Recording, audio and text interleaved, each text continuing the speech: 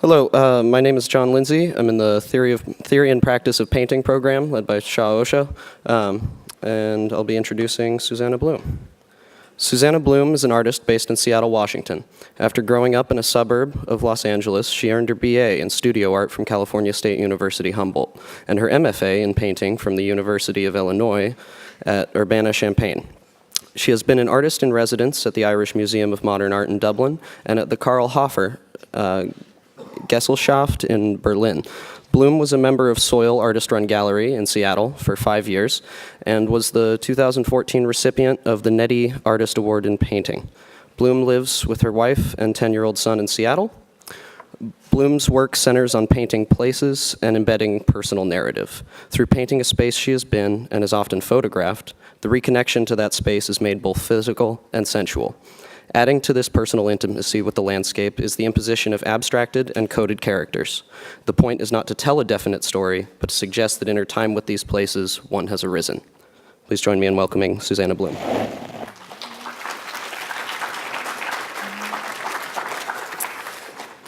Thank you, John, and thank you for having me. Thank you especially to Shah, who is an artist whose work I've admired for a while now. I'm glad to be here. So this is going to be a very image-heavy talk, so I'm going to go rather quickly just to show you a lot of images. So I'm a painter. My paintings tend to be based on a sense of place, often a landscape which is very loosely defined. And they also veer into abstraction and often have a personal narrative woven through them. So these first few paintings I'm showing you, so I thought I'd show you sort of my, sort of the arc of the work I've been doing for the past 10 or so years to lead you up to my current project, which is what I'll mainly be focusing on. So these first few paintings are from a series I did called The Song of Songs from 2009 to 2013.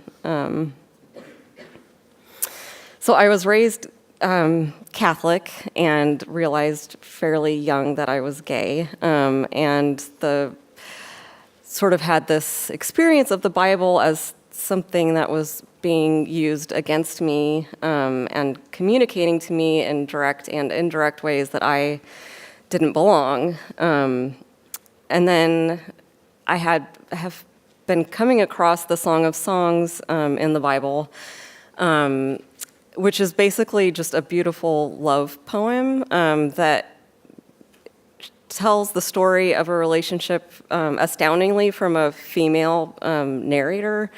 And it just goes through sort of flirtation and a crush and love and sex and finally self-realization. And I felt like this poem, The Song of Songs, was the first way into the Bible that I felt like I could belong in it. And so I used the Song of Songs to paint my own love song to my wife and son. And the paintings, as a series of about 40 paintings, kind of told the story of our conceiving and having our son in obviously this very abstract language. So I based the paintings on places my wife and I had visited together early in our relationship. And I used the changing landscape source as a metaphor for the different stages of our narrative. And then I used kind of bits from the Song of Songs as the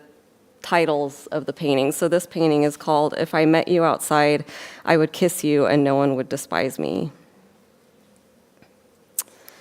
And then from about 2013 to 2014, I did a series based on Yosemite National Park in California. I grew up in LA, and my family would take road trips to Yosemite every year and stay in a cabin there pretty much since I was about 7 through like maybe 16. And let's see, so a few years ago, like having not been to Yosemite since I was a teenager, I found myself having dreams about the place and feeling almost haunted by it and totally preoccupied with this need to go back. So I applied for a grant from Artist Trust and got it so that my wife and son and I could all go back to Yosemite and experience it as an adult. And I found that when I went there, I was not only experiencing this place as myself now, but I was also experiencing it as the child I was when I went there. So in this painting, I just flipped through. These are like my childhood ghosts peeking out at me from the forest. They have bunny ears. I use bunny ears as a sort of symbol of vulnerability and being in love, and yeah. So when I'm making these paintings that are based on place, I am looking at what I'm finding in the place and also what I bring to the place. So this painting, also in the Yosemite series, on the right, there's that brown stripy chunk. That's my brother's corduroy pants. And there are some red, yellow, and blue fake Indian feathers, which to me, I'm using as a representative of the white story of Native Americans, and the story I was told as a child of them. My brother and I we'd always make a beeline for the gift shop in Yosemite, and that was often the highlight of the trip, getting a fake Indian headdress, just with, complete with fake feathers, and then the little tomahawk and the drum, and it was a total disaster now, but at the time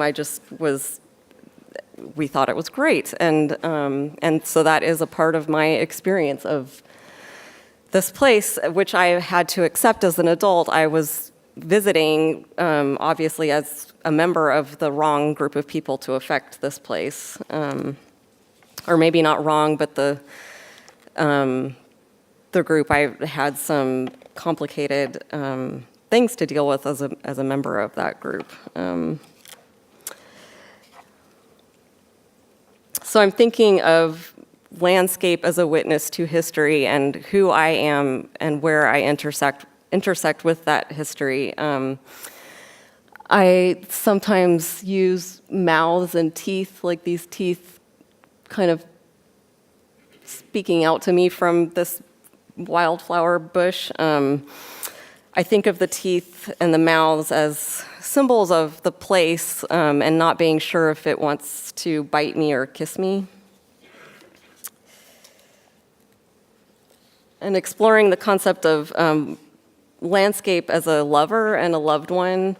So in Yosemite, there are all these amazing rock formations and natural landmarks that all have names that make them very personable and iconic and kind of like characters that I came to love over my childhood, and those were the characters that I found myself missing as an adult, and then going back there, I actually cried when I saw them again. So like El Capitan in Yosemite Falls, and this is Happy Isles, which is a river area. And I felt so much like I was being reunited with loved ones. So this painting says, "Hi, sweetie," at the top.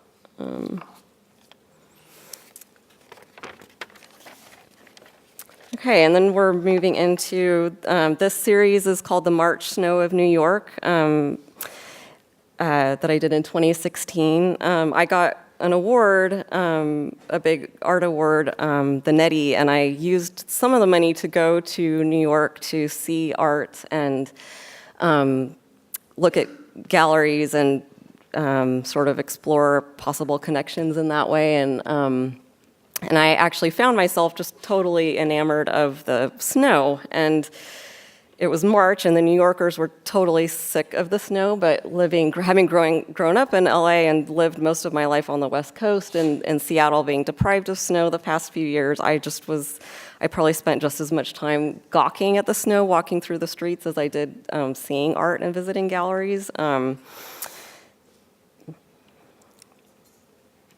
This is not my painting. It's by Suzanne Valadon. It's called The Blue Room. I hope you all are learning about her in art history. I think I when I was an undergrad, I got the feeling that my generation might have been the first one to actually be learning about her. She was a contemporary of Degas and Manet and Toulouse-Lautrec, and was actually a model for many of them. But the truth is that she was an extraordinary painter. I think her paintings are actually stronger than a lot of her male contemporaries, and yet she was not studied in art history classes for a long time, simply because she was a woman. So this painting, she's referring to this history of painting the grand odalisque, the nude reclining woman. This is Titian. And so she's totally kind of reclaimed that tradition and painted. I think art historians have decided that it is a self-portrait. And so here's this beautiful fat woman smoking a cigarette in her pajamas. And so I love Suzanne Valadon. I came to think of her and want her in my studio as my painting friend, my feminist painting friend. And so I turned her green and white striped pajamas into a character in my paintings. And to me, so the chunk of green and white stripes just represents her, and that to me is like the queer feminist reclamation of the history of painting, particularly a kind of reclamation of geometric abstraction, which has tended to be very masculine and minimal, and could use some reworking.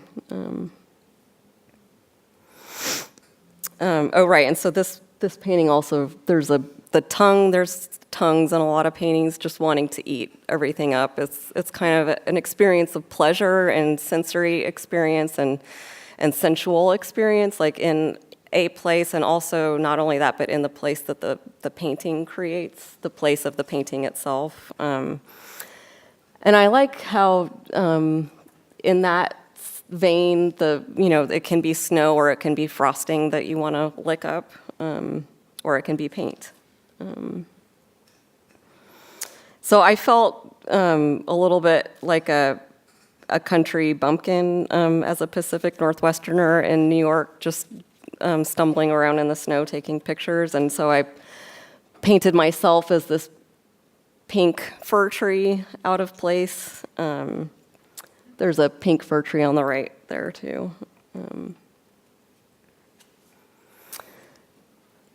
This painting is called Park Scene with Heap of Snow in Suzanne Valadon's Lap.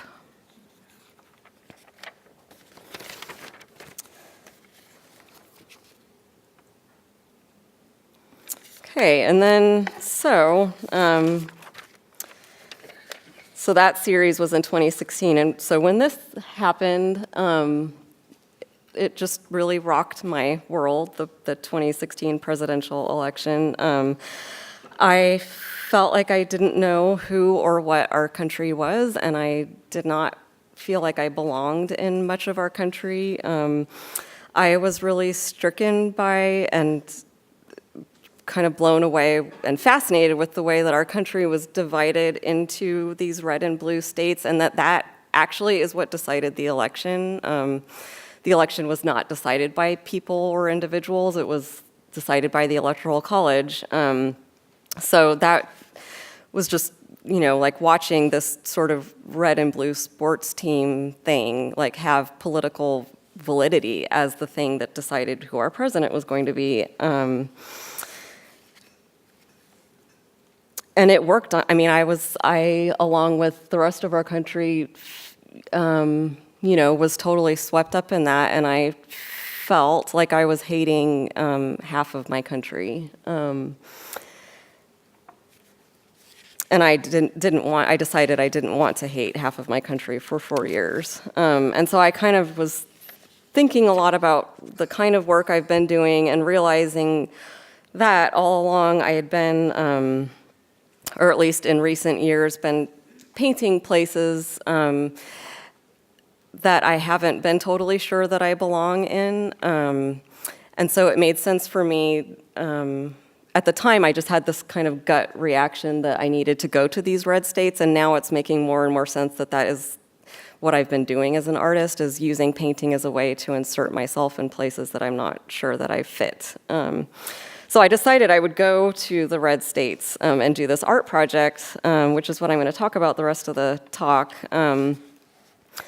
I posted on Facebook that I was going to do this project, this painting project based on my trips to all these red states, and asked people, like I tagged friends and family in red states and got a great response from people inviting me to come visit them. And so I set up Command Central in my studio and got this map and outlined all the red states in red. I started researching residencies and getting in touch with friends and friends of friends, and did not find anything in Mississippi or Louisiana, and so I decided to go there first on a trip just with my wife,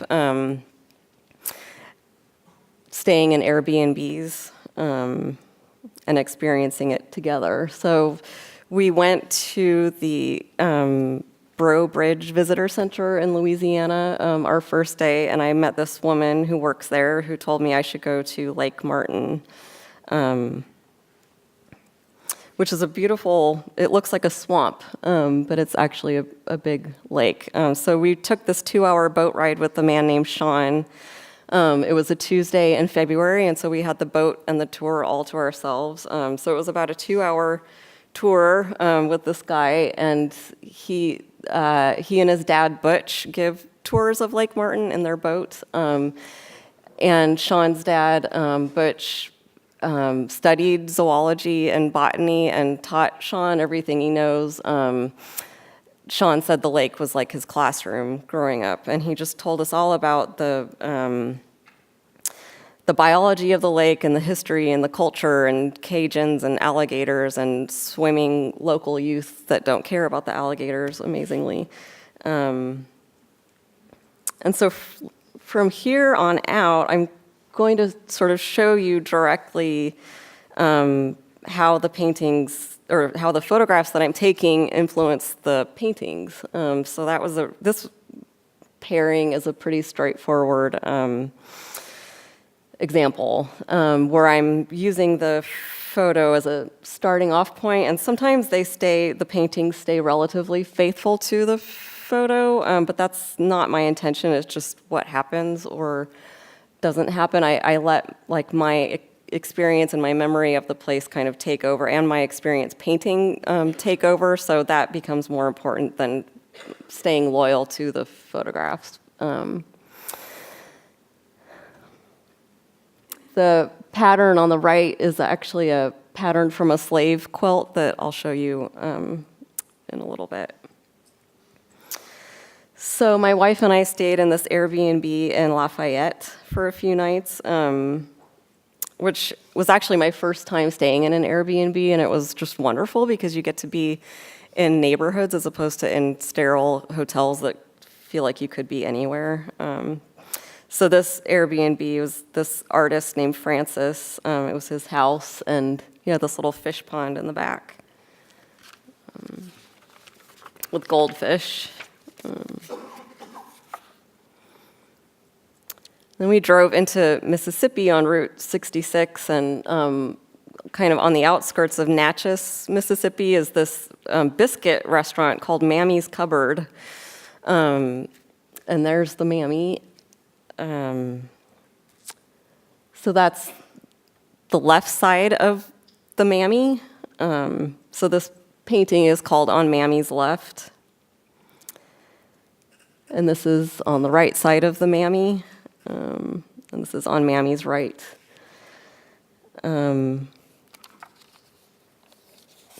So as I'm painting these, I feel like I'm working with these spaces around these relics in our culture that no one knows what to do with, or at least I don't know what to do with a giant Mammy on the side of the road.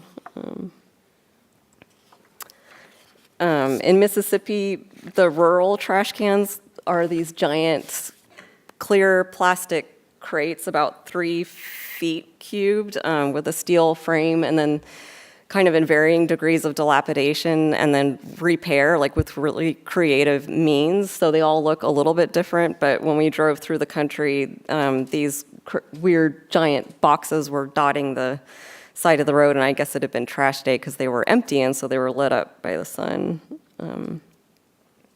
Then we drove into Natchez, Mississippi, which is where we would stay for a few days. This is a beautiful park in Natchez, and having come from Seattle in the winter, in February, I was just totally taken with the flowering bushes everywhere, and just this lush, beautiful park with these fountains that you don't really see out in the West.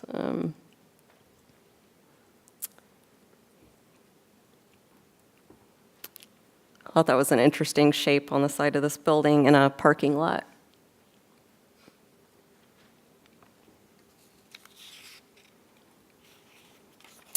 This was my first time really getting to spend any chunk of time on the Mississippi River. And that felt like I was meeting a character in many books I had read, from Mark Twain to Toni Morrison. It felt like this living, breathing cultural landmark to be on the banks of the Mississippi River. We went to the Natchez Museum of African American History and Culture and met Darrell White, the director of the museum, who greeted us very warmly immediately. We walked in the door and he said, "How do you want to structure your visit here? Do you want to wander through the museum and then come find me if you have questions, or what do you want to do?" And so I said, I'm an artist from Seattle, and I would love to hear anything you want to tell me about Mississippi. And he said, "Sit."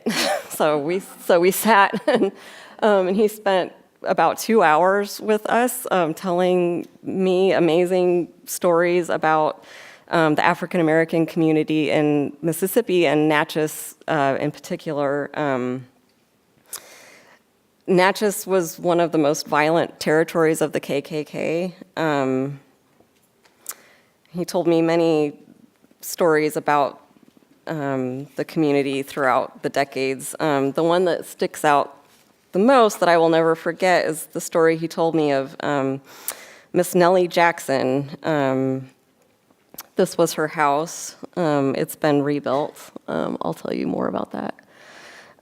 So Miss Nelly was the owner of the most successful African-American-owned business in the history of Natchez. So her business thrived, I think, for over 60 years. It was a brothel.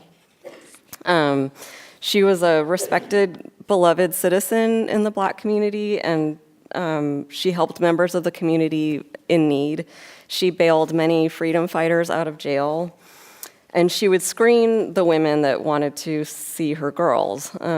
So in the 90s, a drunk white man came to her house, and she wouldn't let him in.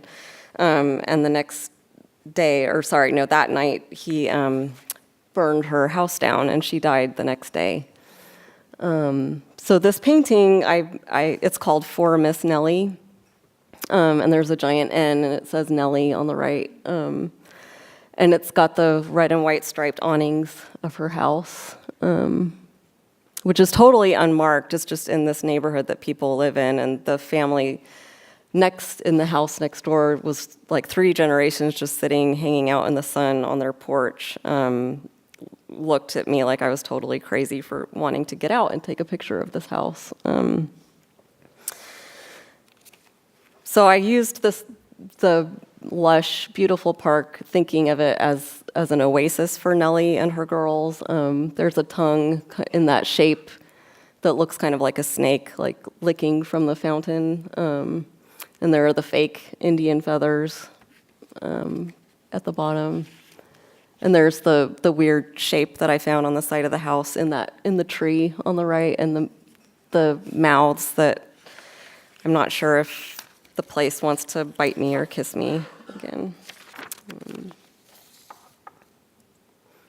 So this is the little pink house we stayed in, built in the 1800s, just a few blocks from downtown. This is the neighborhood it was in. we would sit on the front porch and eat breakfast, and more than a few people would drive by with their windows open and shout, "How y'all doing?" Not really as a question, just as an exclamation, which was totally unusual for us coming from Seattle, and it was awesome. It was great. This is the little front yard path. Another N for Miss Nelly. So a lot of these paintings have this lumpy sack in them, which is, to me, it represents the things that I bring with me, whether I want to or not. Like my queerness and my whiteness and my northernness and motherhood comes with me on all these trips. This is the bed we slept in.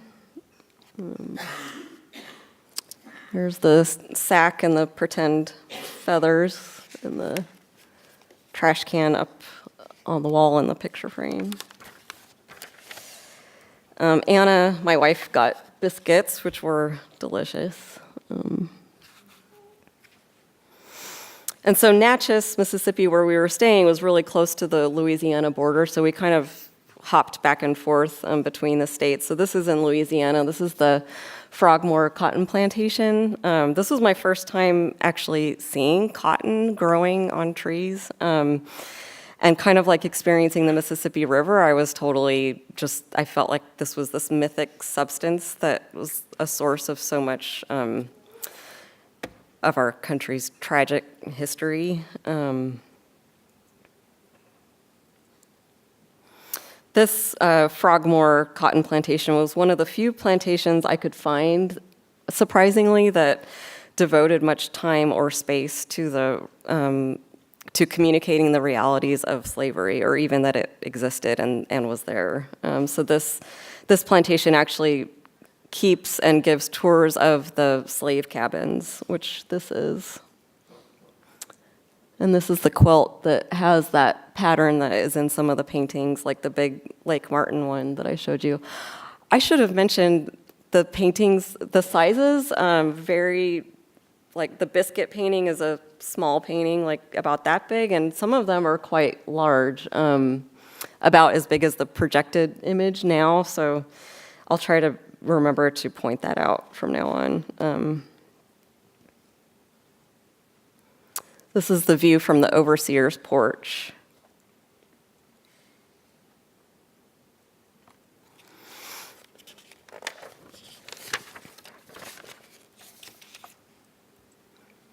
This is a different plantation, Rosedown Plantation. This one, really, they've made a great effort to kind of preserve it as this idyllic, beautiful place. And ironically, they haven't done anything to show evidence of slavery, and yet that is what makes the reality, to me, so palpable, was just the false utopia and almost of this kind of what looks like this self-sustaining small community with everything they need sort of beautifully, like the dairy and the ice house and all these, you could easily kind of play Little House on the Prairie mansion style, with your imagination on this place, but you have to remember what it was built with and who built it.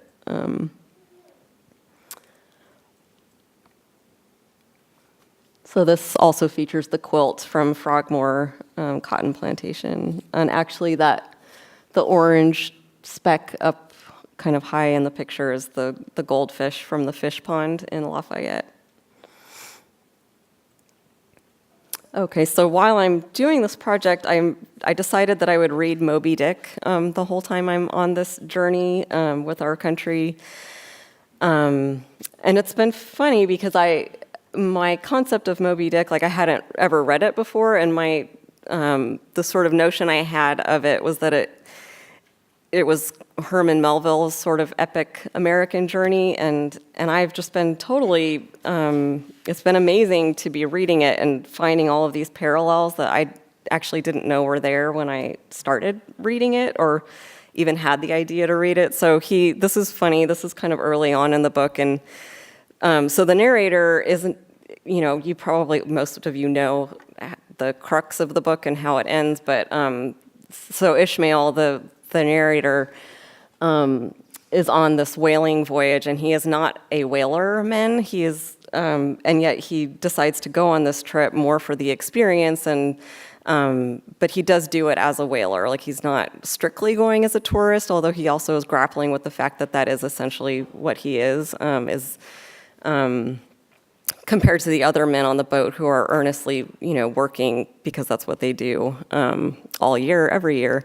So anyway, he decides that he's going to embark on this whaling voyage for the adventure, and because he feels this sense of necessity to do it. And he imagines that the whole country is going to care that he's doing this voyage. And so I found a lot of parallels with my voyage that I'm doing that to me feels of the utmost importance, and that I imagine other people will also care about. And so I replaced some words and my name with Ishmael's name. And what was funny to me about this excerpt is so he imagines himself and the statement of his voyage like sandwiched between the main headlines of the day.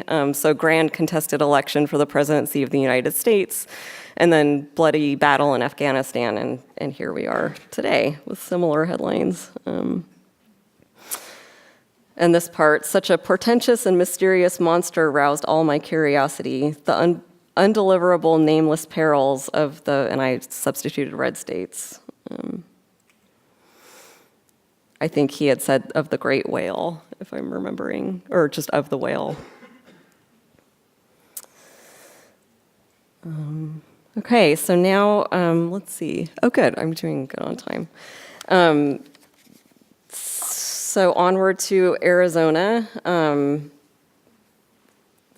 I guess I could also just say, so far in this project, I have been to Mississippi, Louisiana, and then next is Arizona, which I'll talk about, North Carolina, Florida, Georgia, Montana, and then I just got back from Tennessee and Kentucky. So I'm visiting states faster than I can paint them. And the rule that I made for myself for this project was I need to visit the states while Trump is president.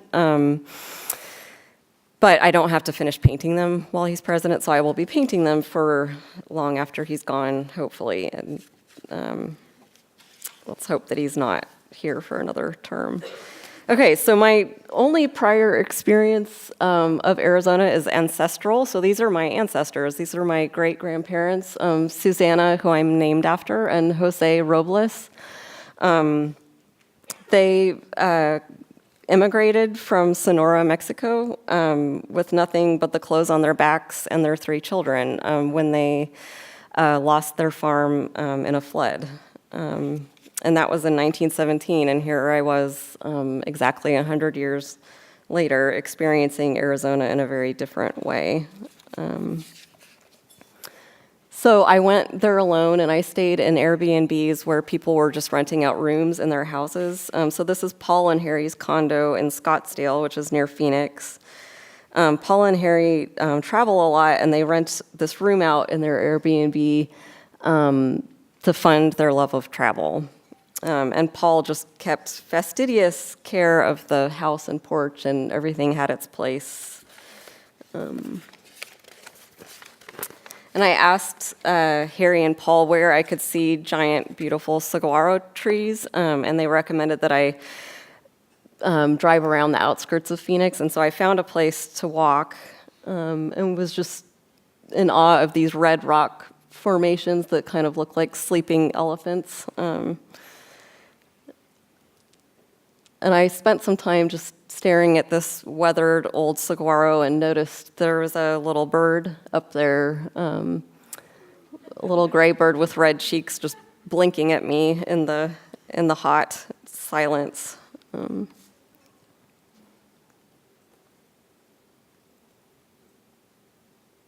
I started driving north from Phoenix to Cornville through the desert.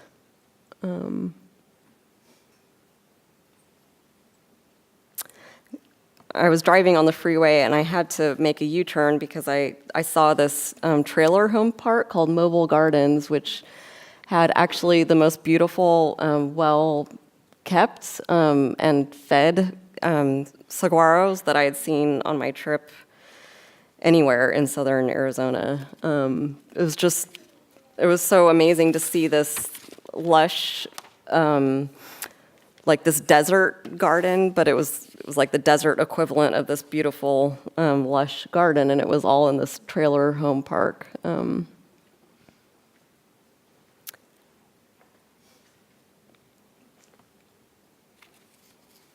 It's just these humble little homes, but with these just beautifully kept gardens, and the trailers were kind of nestled in the gardens.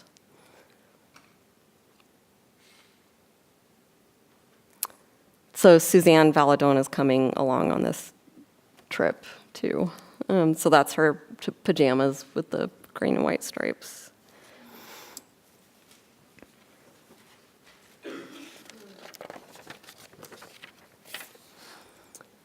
So when I made it to Cornville, I was greeted by Maggie and her dogs and cats and horses. Another Airbnb where she owns the house and lives there but rents out a room, and she calls her home the Peace Tree Sanctuary, which is just a very apt name. She and all of her animals were totally warm and welcoming. She gave me a big hug when I met her for the first time, and she, in corresponding with each other, she signed all of her emails Maggie and the Critters. This little canal runs through her property. And it's I don't know, her place was just kind of magical, and she's rigged up all these sort of extra tents and with electrical cords and for people to stay in tents outside, and then for she's made this irrigation system with PVC pipes like running off the canal, going to all the different parts of her property that need water. And my idea was to go to Sedona in the morning after spending the night at Maggie's, but I loved her place so much, I ended up spending half the day just hanging out on her beautiful property and taking in all of her little sort of creations that are sprinkled around. So Sedona is kind of a famous place in Arizona in the Southwest. Maggie told me a lot about it, and some friends in Seattle who are my neighbors lived there for a long time and also told me about it. And I will say more about that in a minute. These are more of Maggie's little vignettes all over her.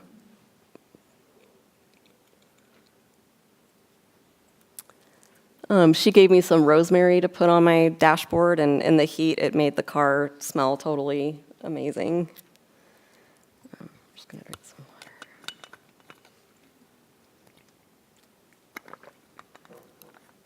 So Maggie told me to go to Grasshopper Point, which is this swimming hole at the bottom of a little canyon that you can hike down to, with just beautiful, clear water and these more red rocks. And I took the little hike down to the swimming hole and found that there were a bunch of college-aged guys drinking beer and eating Doritos and listening to bad white hip hop, and like scaling rocks and jumping off to show off to each other. And it was just funny because, Maggie and my friends in Seattle had told me so much about Sedona as this, historically, for many Native American tribes, it was a sacred meeting place. So, which was really interesting because no single group of people or tribes actually lived there. It was a sacred space, especially for meeting. So they would come from surrounding areas where they lived and meet in this area that is now Sedona. And Maggie explained that in Sedona there are powerful spots of energy generated by the earth itself called vortexes, which, it's just like this amazing magnetic force, I guess, in these places. And so that has made Sedona a hot spot for the New Age community. So I was totally primed for a magical experience in the landscape. And then I basically had found myself in a frat party. And so I still went swimming. Like, I found a way to change into my swimsuit in the car, and I'm swimming in the water, and I'm in this magical landscape, and I'm at a frat party, and it was just kind of going back and forth. It was a weird experience. So I put Suzanne Valadon there instead of the frat boys. Then I drove up north to the Grand Canyon. One of my dorm mates from undergrad is a wildlife biologist in the Grand Canyon. And so she lives there with her husband and daughter, Theo. So when I first posted on Facebook that I was going to do this project, visiting all these red states and making paintings, Miranda is one of the first people that responded and said that I had to come stay with her in Arizona, in the Grand Canyon, no less. So Theo was 3, and she was just a really kind of take charge kid. Like, she just knows what she's doing. Like, she very purposefully went into the bathroom and styled her hair with baby powder, and then grabbed her favorite purse and went outside to paint some rocks. There she is in her pink pajamas with me and Miranda. And this is the Grand Canyon, the South Rim. I brought my lunch to sit and eat, and I was joined by a very aggressive squirrel. My first girlfriend was a wildlife biologist in undergrad, and so I learned enough just by osmosis to know that you're not supposed to feed the wildlife. And so I was trying to shoo the squirrel away with my chip bag. And this man, like, standing a few feet away, saw me doing that and just was staring at me horrified and said, "The little guy's just hungry. Like, how could I be so cruel and heartless?" And so I said, the wildlife biologists in my life have told me not to feed them. And he was just like, "But we're not wildlife biologists. We're just regular people." So, yeah.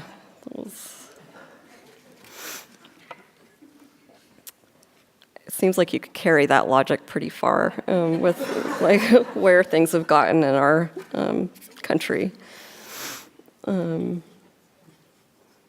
Sorry. So this is this is one of the really big paintings, and it probably is actually the size that it's 13 feet wide. And you can see this is a close-up. This is the squirrel. And there's a piece of Theo's pink pajamas with her name written out, Theo. And there's my lumpy sack. And then there's tongues kind of lolling off the sides of the canyon up in the top right, just wanting to eat up it was just a beautiful day. Like, the sun was hitting that whole side of the canyon, and so I imagine the tongues just wanting to eat it all up.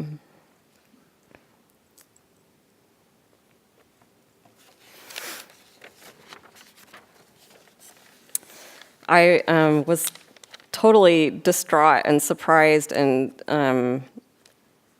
unprepared to be altitude sick in the Grand Canyon. I kind of was just almost offended. Like, how could this be happening? And I had plans to hike down into the canyon, and instead ended up just stumbling around the rim all day. But I did get to experience this beautiful sunset. The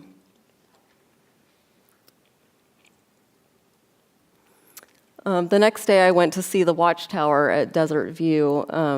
The Watchtower is the giant structure on the right, which was designed by Mary Colter in 1932. She is an architect who and an artist, really. She conceptualized and designed and oversaw the construction of the whole project. She also designed like the surrounding architecture. And it's just this creation that's really beautifully integrated into the natural landscape. You can see the Colorado River, really thin, wispy thread of the Colorado River in the center. So Mary Colter, so she not only made this creation, she also wrote a book to go with it. And it had a very specific audience. I got the book at the Watchtower, and the audience was really the male bus drivers, the tour bus drivers that she knew would be taking crowds of people to see this creation of hers. And it was really important for those men to be educated about what her piece was and what it isn't, what it is and what it isn't. And so she actually addresses, she writes the book as a letter to these male bus drivers, and it begins, "Dear boys." And she goes on to just tell them kind of the history of the kind of architecture she was referencing, and was really specific that she was not making a replica or, and this certainly isn't a restored relic. It's a piece of modern architecture that was inspired by prehistoric ruins of the Southwest. And I really related to her desire to not only make the work, but to have it be understood, and her need and her feeling that she needed to write this book to explain it, because if she didn't, then she knew no one else was going to do it for her. And that actually brings me to the end of my talk. And this is where I am.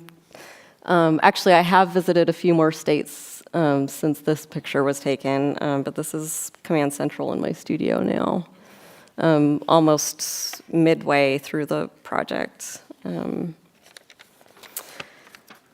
it's been interesting, like, as I have been doing this work, I didn't know exactly what I was doing when I set out to visit these states. I just knew that I had to go there, and I also knew that I couldn't hate places that I have painted and places that I've been. So, and I think for me, painting a place is a kind of love act. So it's like when I started this project, I just had this strong inclination to go to these places and to make paintings of them. And as I've been doing it, it's gotten more refined, like what I'm doing and the whole concept behind it, and even just the kind of the methods that I'm using and the way that I'm doing it. I've decided that the focus of my work when I get in these states is asking people who live there where they think I should go, and then and that the answers they give me kind of varies dramatically. Like on these few trips that I shared today, the answers are, a lot of them, people were sharing with me like hikes they thought I should go to in the Grand Canyon. Well, no, and then Daryl White in Natchez telling me the story of Miss Nelly and where her house was. So there are cultural places of personal importance, or sometimes like the woman in the visitor center in Louisiana just wanted to tell me where to go to Lake Martin, just this beautiful place that was a place that makes her proud of where she lives. So it's been interesting to see how people's answers to the question of where should I go, how they vary from place to place. And maybe I'll just take questions at this point. Yeah, okay.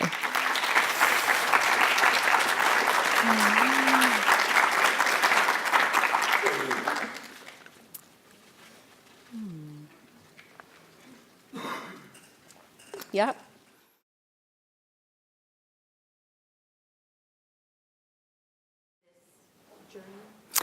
So could you all hear the question? She's asking if I've been to any of these states before doing this project.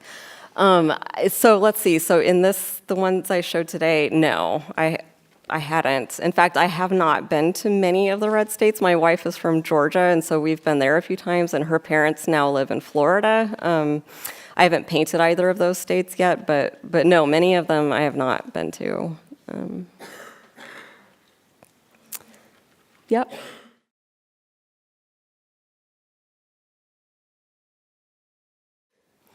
What a great question.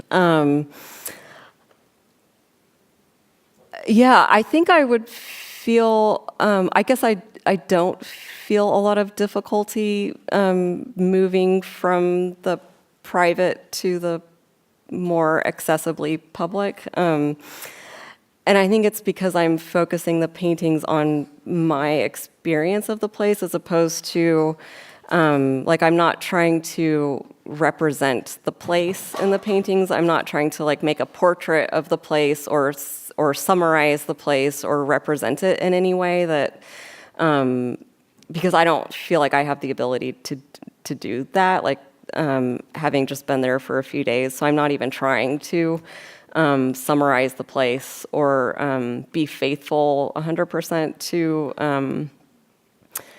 to making an accurate representation of the place. It's more like I'm focused on my experience and then sharing that experience with the language of painting. So for me, that makes it more accessible than if I was charging myself with the the goal of actually faithfully representing a place. Does that make sense? Yeah. Yep.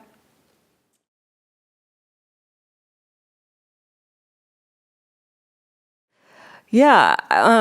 Yes. So in the South, like in Mississippi and Louisiana, my whiteness and my northernness felt kind of like the biggest things in my sack.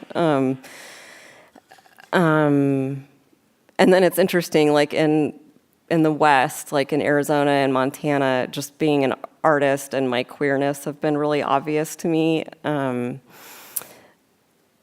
was funny, like in Montana, I actually felt like people were pretty obviously suspicious of me. Like, what was I doing, taking pictures of their storefronts and their banks, and then I would tell them I was an artist, and that actually made it worse. So yeah, it's kind of the things that I feel like are a part of me that that feel obvious to me are the things that I'm bringing with me. Yep.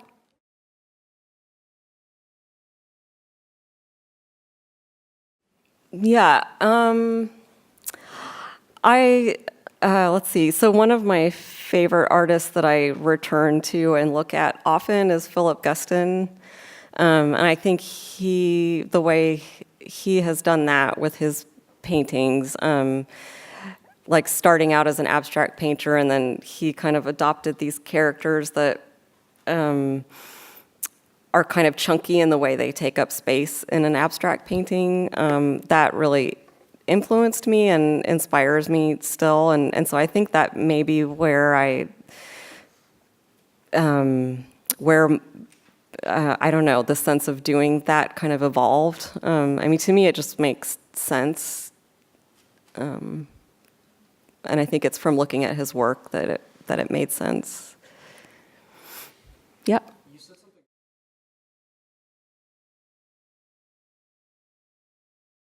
Yeah, so that's interesting. So Shaw and I were talking a little bit before the talk about how about how painting, like no matter what the painting is about, whether it's an abstract painting or a landscape painting or anything, like the painting itself has content, and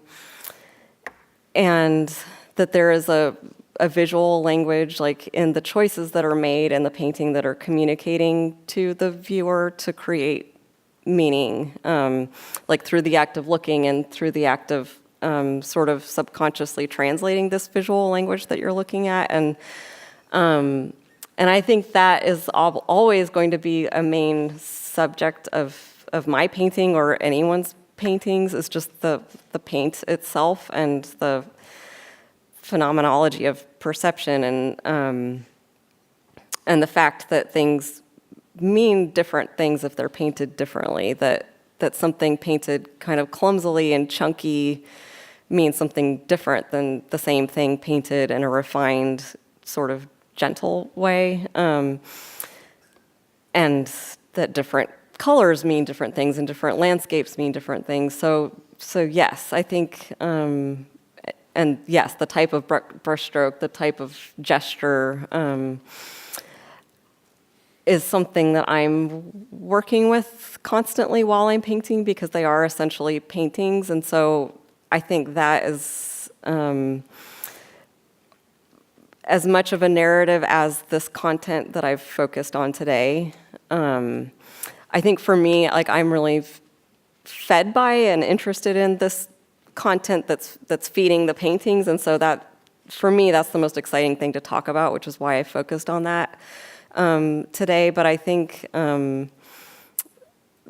sort of the narrative of painting itself as a language and as a activity, and for me as a sensory experience of pleasure, I think that I want that too, and I hope it is evident in the actual paintings, that content is kind of coming along with this, I don't know, more like thought-based content that I'm talking about here. Yeah.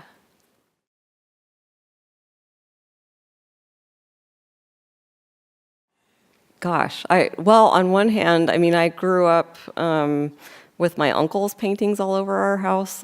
He was an artist. He still is an artist. Now he actually makes clocks. But he got his MFA in painting and worked as an artist in LA for a while. And his paintings are landscape paintings. They don't have as much of the abstract information that you're talking, like the symbolic information. But growing up, I wonder if his paintings had something to do with my, like, personal orientation in place, like, as a way of grounding myself. Like, the color, I feel like is largely intuitive, and I feel like it's very much a response to the thing I'm painting, so that I would use a different color sensibility for the different content, like for the different place. But the sensibility itself, I think, is, I mean, I think there are artists that approach it from a color theory, like a theoretical level, and can explain really, like, why colors go together and why they make sense and say something. But I don't do it that way. Like, I think it's really just intuitive. And then the symbolic usage and that way of telling a story, like, I don't know how that happened. It just, like, it makes sense to me. That's not a very good answer. I don't know, is there more that would help me get to the right answer, or?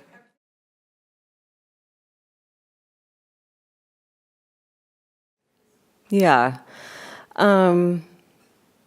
I mean, I feel like that's more of a totally valid, important statement than a question. I mean, because that's totally true. Like, those are all influencing me, and they are very much a part of the language that I'm drawing from and participating in. And I think it does show up in ways that, I don't know, that it would be interesting to kind of examine and dissect and try to find, like I could probably look at a painting and try to find, like, the reason for certain colors and certain references. I haven't done that in a really practiced way, like that, literally, like, thinking of direct sources. But it's true that, I mean, everything we see and the images that we're bombarded with, and screens and media, that all absolutely informs, every mark that any of us makes. So that I feel like that's all there, absolutely. Yep.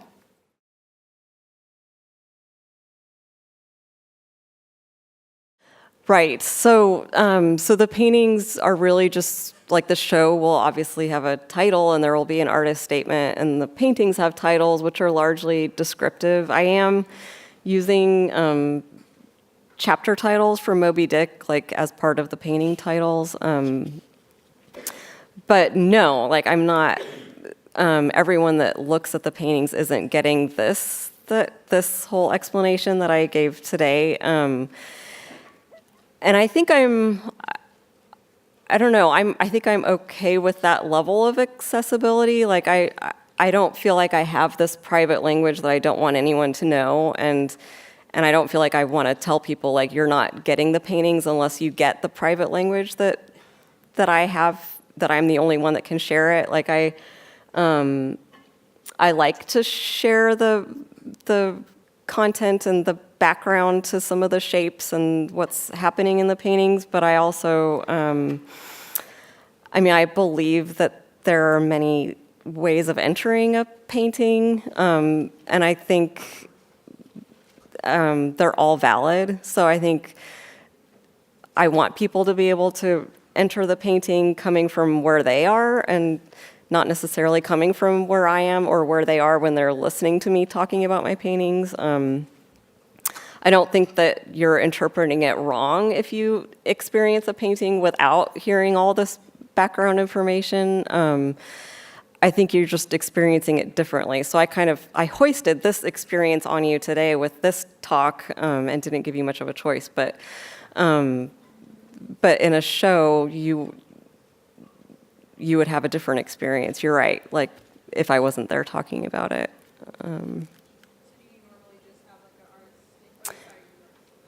Yeah, like titles and the statement. And then I'll do an artist talk and share a lot of similar things that I shared today. Yeah.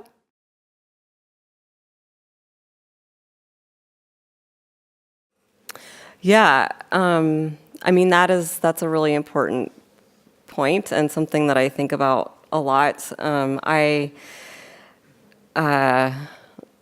Yeah, so I'm essentially, when people tell me to go to these places, like I'm using that as, like I feel like that's granting me permission to go there. Like for example, in North Carolina, these teens told me to go to the projects where they live. And that was somewhere that I would not have appointed myself with the agency to go on my own without having been told to go there by someone that lives there. And so it was a fascinating thing going there and thinking about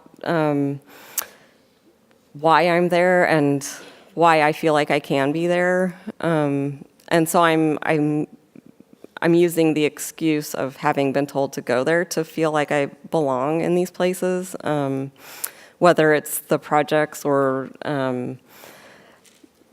any of these places. I think I'm using the reason of having been told to go there, like as my reason for being there, because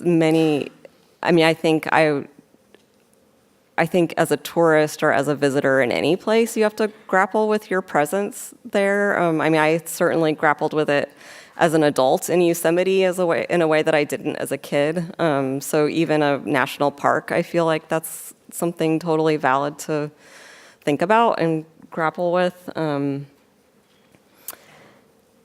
I guess I don't feel like I am really sharing the experiences of these often marginalized populations. I'm more sharing my experience of having connected with them or with the story of them and sometimes it is just the story and not the actual group of people, which is why I've, kind of summarized like the entire, legacy of the original inhabitants of our country as these fake pretend Indian feathers because that's the story, that's the white story that I got of them. So I'm absolutely not trying to represent the truth of these people. I'm representing the story that I grew up with.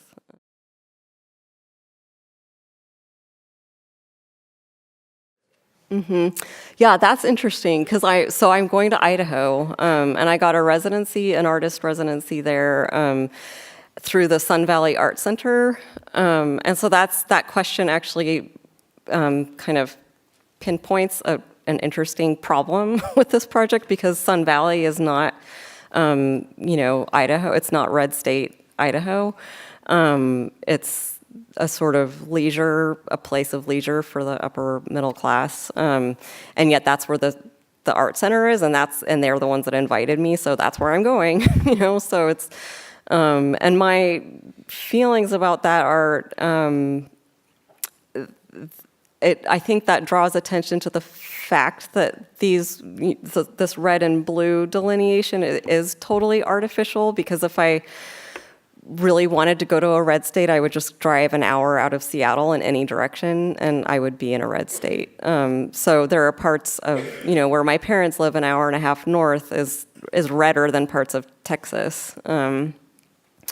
So my thinking, like going along with that sort of line of artificial sports teams of red team and blue team, is that anywhere in a red state totally counts, whether it's Sun Valley or Boise or Twin Falls, and so it's like I've kind of drawn the line at the weird political social lines that were drawn in the presidential election and that still exist to this day with the Electoral College as my markers of what's a real red state and what's not, even though it's totally artificial. And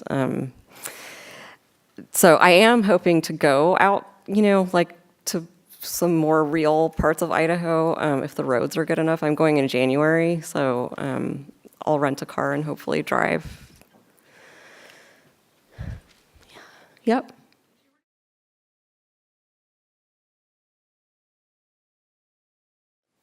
I think, can I belong in my country? And can I connect to the people that live here?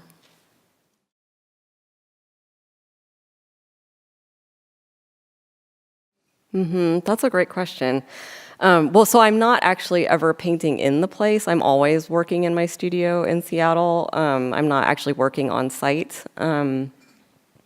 But it's totally true that the length of time that passes from my visit to the act of painting really does impact how immediate the place still feels, and how much I'm thinking about it when I'm painting. And so that it is somewhat challenging, and it adds a layer of abstraction to the whole process, because it's not immediate. Like, it's been abstracted by the photograph and then by time.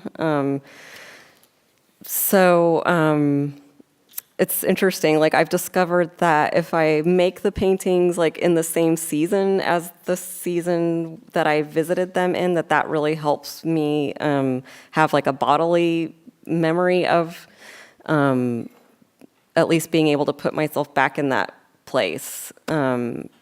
I've kind of discovered that as I've gone along, that it's easier for me to put myself back in the place if the weather is sort of similar outside. Yeah.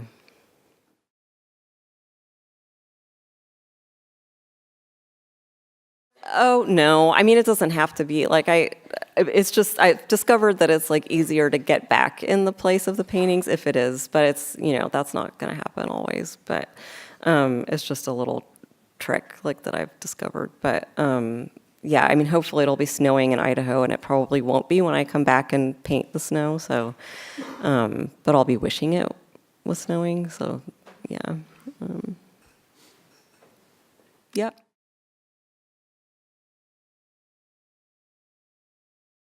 Yeah. Yeah, It's funny, before I did this project and went on these trips, I was really skeptical of the whole concept of there being regional personalities in our country. And that's turning out to really be true. So, I mean, my experience of the people in these states has varied really specifically, like with what part of their country they're in. And I've experienced a lot of warmth and welcoming from people in the southern states because, I mean, that's what they do. They're amazingly friendly and skilled with small talk and really want to make you feel welcome. And there's also, like, I get a very strong, like, understanding that there's no chance that the conversation will go below the surface at all. So it's like we were on that boat with that man in Louisiana for 2 hours, and it never remotely came up, like my wife's and my relationship or politics or anything like that. But I have been heartened, I guess, by my actual interactions with these people, because we're not talking about politics, we're talking about things that they, like when they're telling me about these places, it's either a personal thing that they're sharing with me, or it's a place that they, I phrase it in a way that they don't necessarily choose a beautiful place, but they often do, and I think that makes sense because they want to share the beauty in their state, like where they're from. So I think it's the topics of conversation lend themselves to me feeling comfortable, and them, I hope, too, talking with me and having these conversations in these places. So I am not feeling rejected in these Montana is the one place where I really felt like people were just flat out suspicious of me, which was just totally unexpected. And that was like the politics of that state felt really almost palpable. Like I felt like there was this gun pride that like permeated everything. So that was like definitely my most political experience so far was in Montana. But I still had a great experience there and saw a lot of natural beauty. And I talked with people who were passionate about that natural beauty. And so we had that in common. Yeah.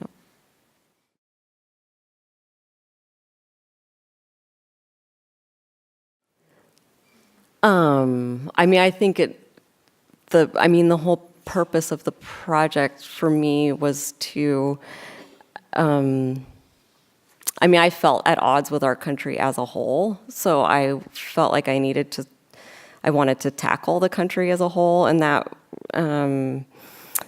that's like a really different thing than if I was getting to know more intimately, like my own, it's like kind of like a different project. If I were just going to focus on my intimate community or even my state, like I felt like that wouldn't address the hatred I was feeling and the anger I was feeling for all these other states in our country. And so I'm not, the truth is I'm not experiencing all these states. I'm having experiences in the states, but I'm not like experiencing the whole of everything that Tennessee has to offer. I'm just having an experience there, or a few experiences there, but it's not the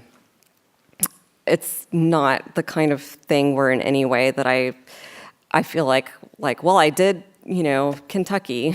Like that, it's just more that I did something in Kentucky or had talked to had a conversation in Mississippi. It's and I think the reason for I think people tend to tell me about cultural, like places of cultural importance and beautiful places. It's funny because I feel like I'm fishing for more, like when I ask these questions, and in some places people get more personal and specific, like the teens in North Carolina that told me to go to the projects where they live. In Savannah, I felt like everybody I talked to went, like I didn't even have to kind of expand on my question. They just immediately started telling me personal stories of places that I should go. Like this girl, we were in this hat store and she worked there, and she told me I should go to her grandmother's house. It's and her grandmother, so her grandmother doesn't own the house anymore. It was sold, but her grandmother was the one that took her in several times throughout her life when she was homeless. And the house was like a really main focal point for community in the neighborhood, and it was kind of like the community center. And then this other man in Savannah told me I should go to the oldest restaurant in Savannah, where he had his first job as a teenager. And he, before he had that job, he had no belief in the paranormal, but then he started seeing ghosts in that very old restaurant and came away from that job, a changed person. And so we went to the restaurant. I really hoped I was going to get to take pictures of ghosts, but they didn't come out for me. But so that's really just, like those were some really personal stories. And then the other stuff I feel like is easier for people to latch onto when I say, where should I go? Like they can think of a beautiful place or a cultural place, usually easier. In Montana, they just didn't know. Like this woman, I was checking out at the grocery store and there was no one behind me, so I was trying really hard to like ask the woman checking me out like where she thought I should go, and she just like for the life of her couldn't think of a single place. And I was like, really? Like you don't have anything? And she, yeah. So it's just really depends on the person. And does that kind of answer your question? Yeah. Yep.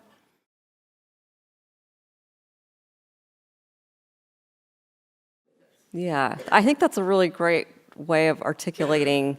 I think that kind of answers several of the questions that have been asked, because I feel like the limitations that I've set up have made a lot of the decisions for me. Like even as I'm questioning my ability to navigate the projects in North Carolina, I have in my head, well, I was told to go here by someone that lives here, so it's like that I don't know, that like since I'm working within those parameters, that is taking some of the burden off my shoulders. Like, and I think that I experienced some, I don't know, I think like the limitations that are present in painting are also really exciting. And I mean that, I think I'm inspired by having those kinds of limitations and feeling ultimately that there are so many possibilities within the parameters that you've set up.